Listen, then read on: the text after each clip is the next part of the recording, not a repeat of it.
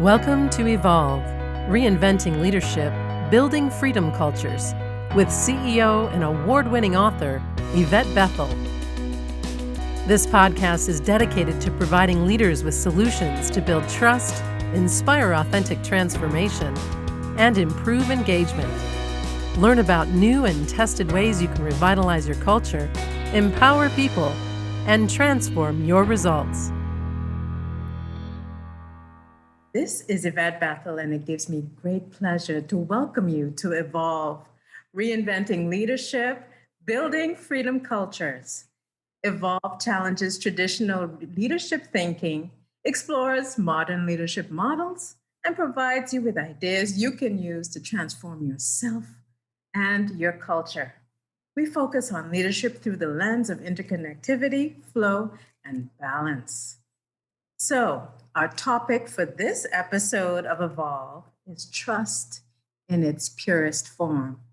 And to explore this topic with us is trust architect, author, and thought leader Lee Brovedani. Now, after winning awards as a top leader for multiple years, in 2021, Lee was awarded a Lifetime Achievement recognition for her work in trust from Trust Across America. Her first book, Trusted: Secret Lessons from an Inspired Leader, is sold globally.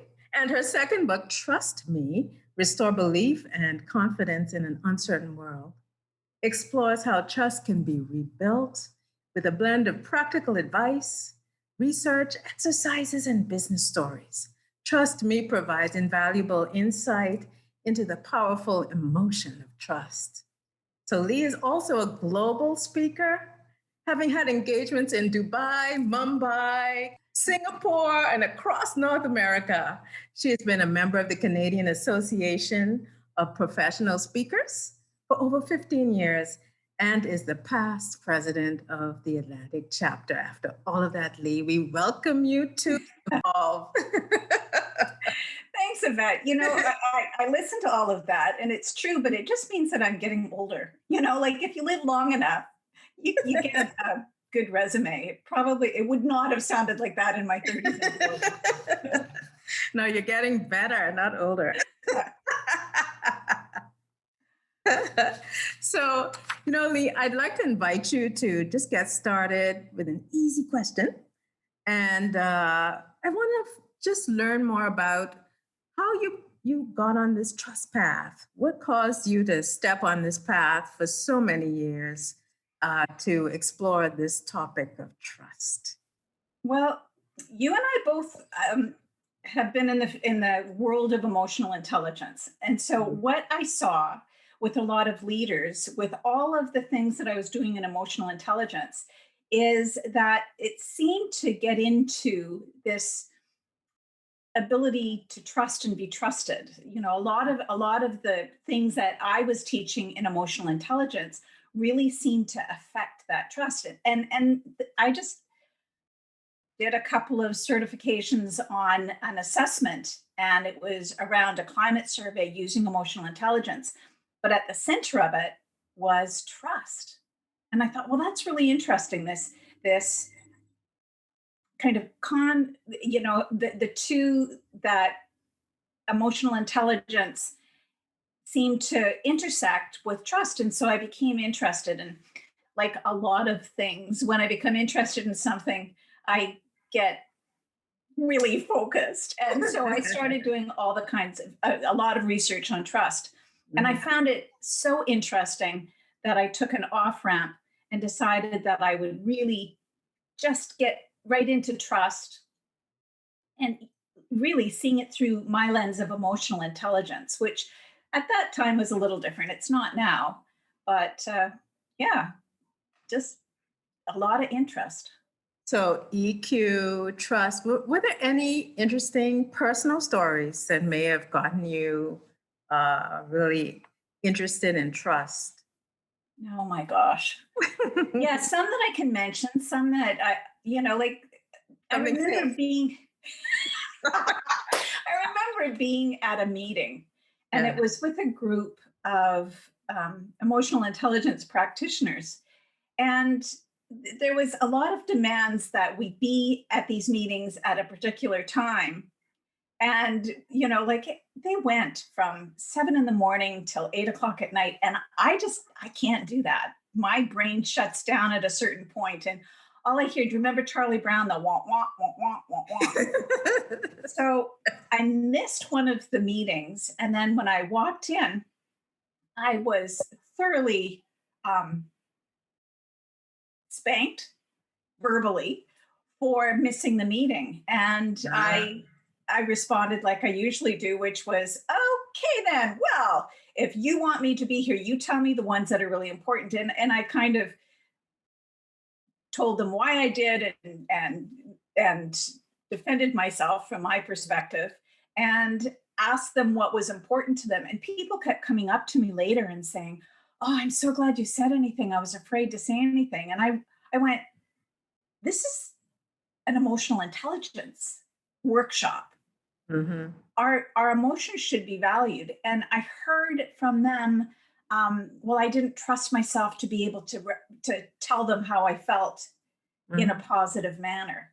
Well, I don't know if I was that positive. I'm sure I probably pissed people off, We all have those moments.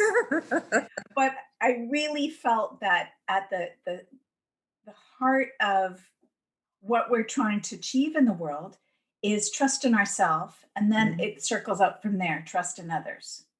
So that was one story. Like there's so many where I just saw people that um, didn't trust the people they worked with and how it affected themselves. They didn't trust themselves to be able to defend themselves and speak up. And they didn't, there's been moments in my life where I've doubted myself. And at the very heart of being able to be present in the world and trust others at the very purest form is trusting yourself. And I Mhm. think I'm continuing that journey. I Mhm. meditate in the morning. I try and journal, so really that trust in yourself and then rippling out to trust in others. You said something very important because trust is an inside out job. And when we were in a conversation about a week ago, you mentioned that you're taking on a new role, and that's actually that conversation actually was what sparked my interest because you said that you know what you're about to do requires trust in its purest form, and uh, Yeah. that hit me very deeply because most times trust is not in its purest form, where people can be vulnerable completely.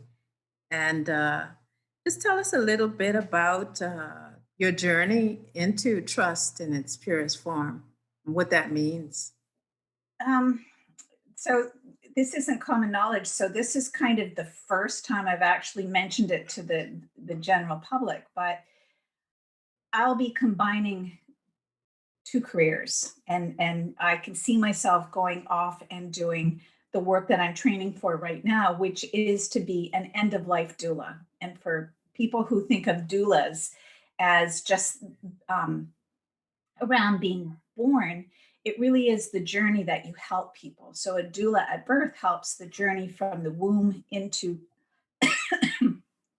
life, and an end of life doula helps people have a beautiful journey from life into death. And what I'm learning, excuse me, I apologize for coughing, and I'm fine.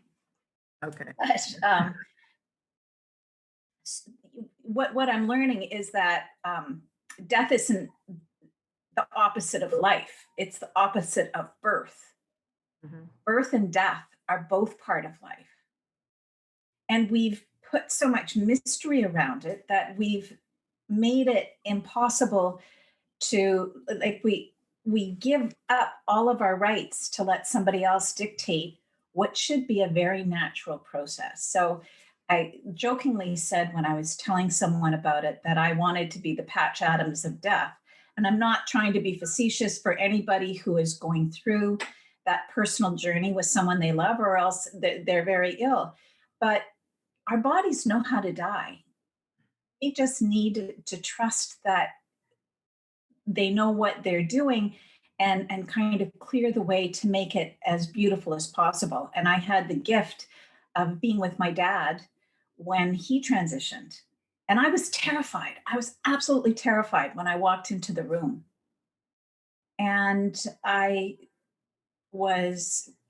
think that was really blessed that he gave me a different viewpoint on what death could be. And it Mhm. was very peaceful and it was very beautiful. I know that's not the case for everybody, but in that moment, there was just this purity in the room. And that was, for me, um, his trust, and my brother and I were together in this, his trust that we would be there for him and honor what he needed was just so absolutely pure. So trust in its purest form. I'm sure this isn't what people were expecting, but and I'm going to bring it back to business. What would that look like if we took it to its very essential being of what trust is?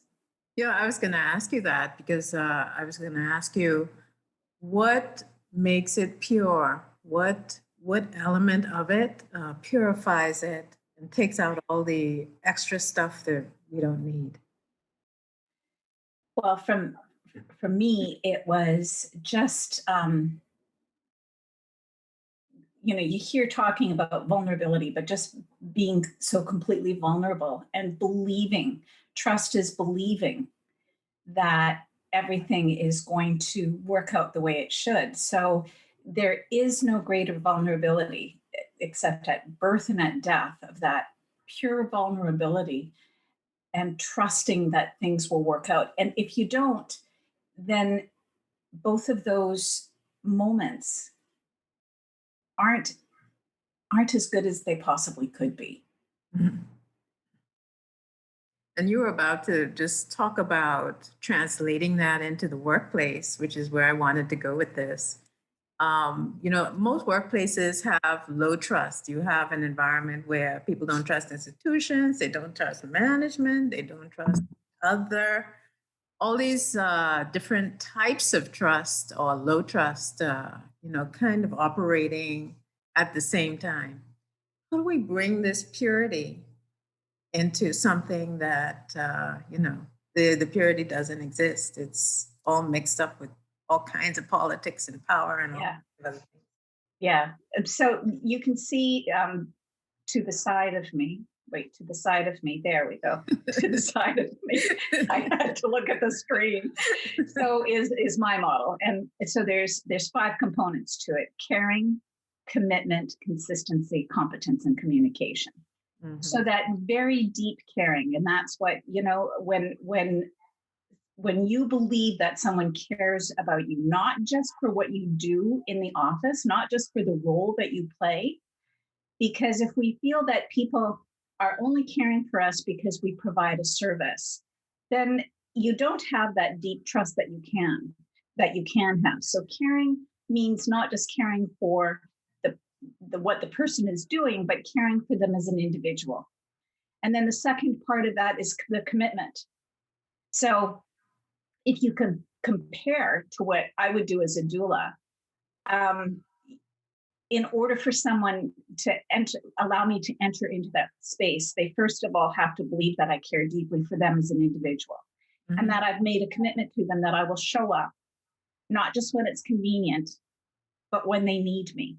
So Right. at work, when you translate that deep commitment, not just that the employee has for you, and they should, it should go both ways, that there should be a commitment that if you're employing me, then I do what I am hired to do, but you Mhm. have a commitment to the employee to treat them well, to treat them fairly, to treat them with respect. Mhm. And then the third part of that is care. So caring, commitment, consistency. So we show up, our words and our deeds match. So if I tell you I'm going to do Exactly. something, then I actually do what I say I'm going to do. So a Yeah. lot of times, what I call a lie is just an inconsistency. What someone has said and then what someone does are not aligned. Mhm. So there has to be that consistency. But in work, it also has to be, and I've seen this. You've managed people, Yvette, so you probably have seen the same thing. When Mhm. I've had employees that are totally inconsistent, their work is brilliant one day and crap the next. A Mhm. lot of times, what I've discovered is that there is an addictions issue. Mhm.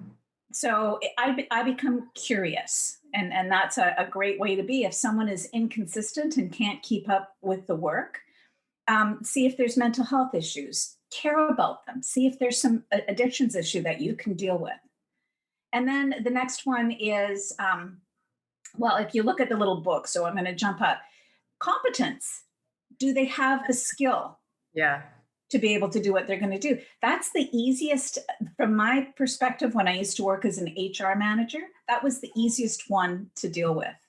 Because if someone didn't have the competence, a lot of times, if they had the will, then you could train them on the skill, right? You've heard that skill and will. Mhm. So, then the last part is communication. And when we're at a really pure level, the communication where you just listen without any bias. So when you're talking to me, I'm not trying to hear you just so I can answer, that I am totally there and just listening with my whole being, with my heart, my soul, and everything. And that's what I'm learning as a doula, is to just be so present and so authentic with the person that they can tell me whatever they want to tell me, and it's okay. Mhm. It's what you're describing is listening from the heart, you know. Yeah, yeah, And the only way that's possible is back to your one of your original points is if you learn to trust yourself, because some of that requires just overcoming what you think, what you see, and just being present for that person. So listening is, I totally get it. It's one of the most important things. And with that, I'd like to invite you just to tell us a little bit about, you know, what what are some of the practical skills? You talked about competence, caring, like based on your experience with the 5 C's. Which one? It sounds like listening might be it, but I'll let you tell us. Which really works the best or was most powerful in building trust for you and your clients or staff? teaching people how to listen. I mean, you'd think that it's a basic skill, but it's not. It's one of the most difficult things. And there's so much that gets in the way of of good listening. I'm right now. My daughter and I are going through um, a bump where I'm learning things about how I raised her, that I had to let myself be so vulnerable. Actually, no, I'm going to change that. I had to quit um, listening to what I wanted to hear, which was, "Oh, you were perfect. You were such a great mother," and everything, and be open to hearing what I didn't Mhm. want to hear. So one of the hardest things to do is to listen without a filter, Mhm. and we can teach people how to do that. So listening and communication, and then being able to, like, a lot of the things that we do in business, we do it kind of a surface level, and I think that we need to go deeper. And so that's part of the training that you and I do with people, is actually showing them how to communicate at that deep level. And if you think you know how, I could say that you probably could take it a little bit, and this is the people who are listening, you could probably take your listening to a deeper level. One of the things that I've learned is through the the trust style inventory, the results that we get with that collectively, they're showing that the we disposition, which is your ability to connect and collaborate and be non-judgmental, among other things, that's the lowest scoring competency cluster globally because the tool is being used globally. And what you're saying really points to one of the contributing factors to that lack of connectivity within the teams because people are not listening. Transparency seems to be, it's not connected to the we, but it is indirectly. It's more directed to integrity.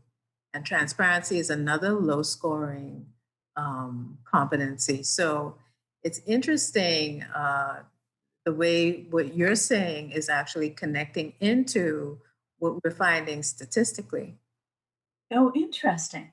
Mhm. I'd be curious of that. Like, what does fear have to do with it as well? Because, I often see, and I don't have the data that you would have, but I'm wondering if people are not communicating because they're fearful of what they're going to get back You're right on. or how they're going to be perceived. Because there's times when I, like what I'm hearing in my brain and sometimes what comes out of my mouth aren't always in sync.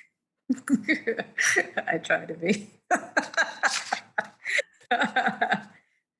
But fear does play a big part in it because a lot of cultures are high on control mechanisms. So there are a lot of policies. The leadership, they use a lot of micromanagement.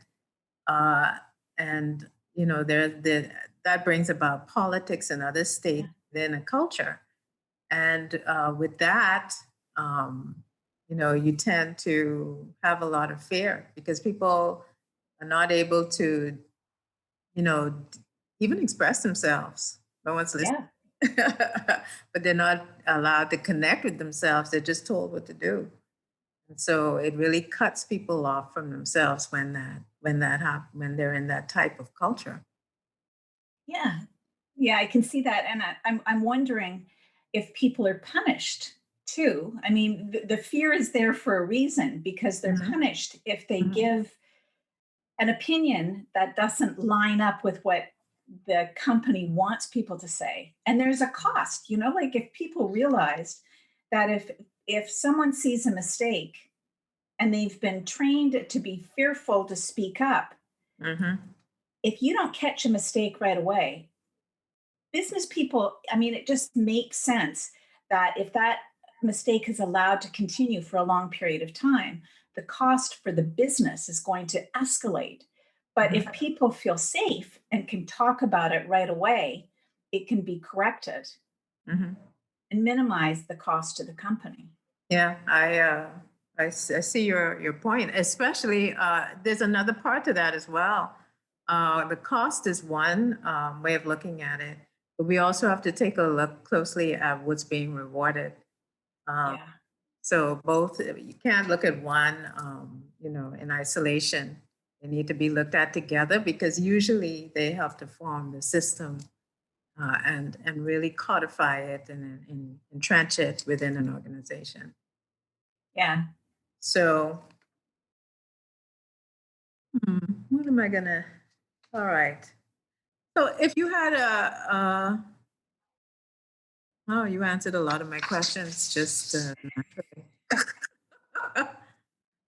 So, So, for anyone who's listening to this, Yvette and I met each other through went through a certification and just connected really well. So what is kind of funny is that, oh well, you already answered the question because I think we're in in sync. sync. So yeah. But you talked about it from an individual perspective. You talked about it from a leadership perspective. Just help people one of the final questions. How do we get there from a team perspective? How do we get, because obviously not everybody's going to trust everybody, but how do we take the team to the next level of pure? Well, I really, I think that you need a strong leader, and it doesn't need to be the person who is in charge, but a leader, as you and I both know, sometimes the leader is the person who has the ear of the team. And so it can be a person that is trusted to the degree that when he speaks, people are not as fearful. They know that the person Mhm. speaks the truth. They know they has the best interests at heart. All of those attributes that we talked about, when you have someone in the group who has those qualities, if he can start, or she can start, or they can start, I'm going to use the gender neutral, if they can create an environment where they can get a conversation going and start uncovering like what is holding people back from having honest and authentic communications. And it has to be, and we kind of talk about that, it has to be rewarded by the company as well. So, first of all, find the person who can champion it within the team. Secondly, be willing to have those honest and trusting conversations. Mhm. And then, we talked about Trust Across America. They've got Tap into Trust, which is the 13 behaviors of trusted leaders. Mhm. Well, and your model, um, you're looking at what are the attributes, what are the behaviors of people who are trusted. Right. Right. And I see way too often that people mistake reputation for trust, and they're very different. Mhm. So a company will say, we're working on trust, and they're not. They're working on their reputation. Mhm. Trust is harder to work on. Well, it'll be helpful if you can, make that distinction for our listeners. What is it? What does it look like when people are working on trust, and what does it look like when they're working on reputation? We've gotten into some great discussions on what reputation is. And so I'm going to give you my definition because if you talk to 20 trust leaders, everyone will Sure. give you a different one. So this is Lee Brovedani. So reputation is what someone is saying about you behind your back or even Mhm. to your friend. So reputation is based on all of the behaviors that you have. And if you look at reputation, it's not always what's accurate because the reputation that Volkswagen had before they had if anyone wants to look it up, That's right. they were fined because they were putting control on their engines that controlled the That's right. emissions readings. And That's so right. their reputation before that was really good Yes. until they were found out to be dishonest and they were doing this. Now they've corrected it since then, so I'm not disparaging Volkswagen, but they were working on their reputation. So when they said, when they were caught, they said that they were going to work on trust. Well, what they were doing was they, again, were working on the reputation. Trust is those behaviors. So the fact that they were willing to do something dishonest shows that trust was not the Right. top value.